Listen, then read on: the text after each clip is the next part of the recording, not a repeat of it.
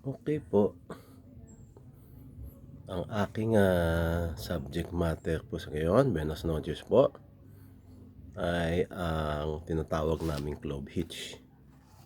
Ang clove hitch po ay isang nut na ginagamit sa mga kadalasan po ginagamit namin 'yan sa may mga electrician 'pag nagtatali kami ng balde para sa aming mga gamit, sa aming mga tools.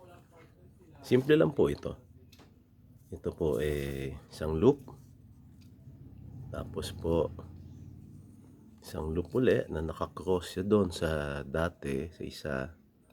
Tapos po, i-cross uli dito. Kaya mangyayari dyan parang cruise.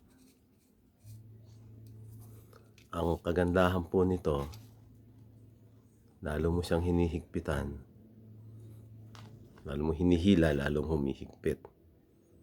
At napakadali po niyang i-release. Sige po, mga ma'am and sir, sige po sa mga nakikinig sa akin.